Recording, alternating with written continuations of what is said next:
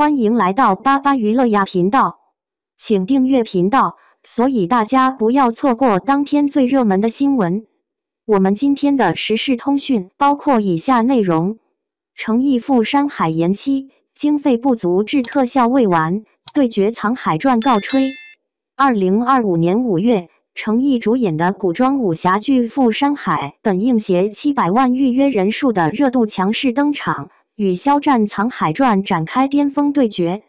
然而，腾讯5月片单的公布却如一盆冷水浇灭粉丝热情。这部被视为诚意打破压剧魔咒的关键作品，竟因后期特效未完成悄然缺席。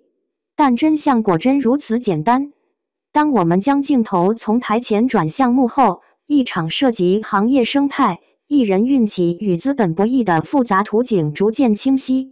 赴山海改编自温瑞安神州奇侠，以现代人穿越武侠世界的设定，本有望复刻莲花楼的爆款轨迹。诚意为塑造萧秋水一角，提前3个月闭关训练剑术，200余件非遗兵器，耗时半年搭建的宋代建筑，无不彰显剧组野心。然而，开拍初期3天精致妆造后画风突变的传言，已为危机埋下伏笔。据剧组人员透露，因承制方欢瑞世纪被曝克扣经费，服装从刺绣锦缎降级为粗布麻衣，甚至出现成意威亚事故导致腿部骨折的严重安全隐患。更戏剧性的是，剧组为免费造势放出即将定档消息，诱导粉丝投入千万级宣传深圳灯光秀、高铁专列、海上帆船应援，甚至有粉丝包下商场 LED 屏循环播放诚意打戏混剪。当延期消息传来，这些凝聚心血的应援瞬间沦为沉没成本，粉丝怒斥剧组拿诚意当工具人，消费我们的热爱。与诚意的水逆形成鲜明对比的是肖战在《藏海传》中的稳扎稳打。这部由郑晓龙执导的权谋剧，凭借灭门复仇加朝堂博弈的强剧情，早已锁定高端品牌合作。肖战为塑造藏海一角，不仅苦练古代礼仪与武术动作，更在预告片中贡献了沙盘、运筹罗盘、测风水等高光片段。有趣的是，两部剧的受众画像截然不同。赴山海吸引的是996社畜与武侠迷，他们期待在诚意的打戏中释放压力，而《藏海传》则瞄准了熟龄观众。郑晓龙复刻的唐宋官服与考究的朝堂礼仪，被考据党奉为古装职场教科书。诚意在莲花楼中的表现，堪称破碎感与层次感交织的演技盛宴。他饰演的李莲花，从风华绝代的李香怡到隐居市井的病弱神医，外形与气质的转变令人惊叹。尤其是那场断手失剑的戏份，诚意通过颤抖的指尖、空洞的眼神，将角色内心的挣扎与释然展现得淋漓尽致。而在赴山海中，他更是挑战一人分饰三角现代社畜肖明明、热血少侠萧秋水、亦正亦邪的李晨舟。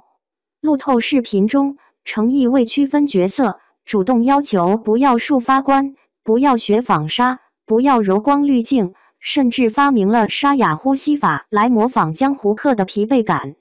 通过预告，肖战在《藏海传》中的表现则被粉丝称为古装男神新境界。他饰演的藏海，从灭门惨案中幸存，到步步为营成为权谋高手，角色层次之丰富，对演技是极大考验。预告片中，肖战一个眼神扫过朝堂，群臣集体哆嗦的场面，权谋味儿直接拉满。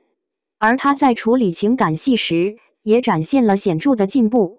与张婧仪的对手戏中，肖战通过微颤的睫毛、欲言又止的唇角，将角色内心的挣扎与隐忍演绎的感人至深。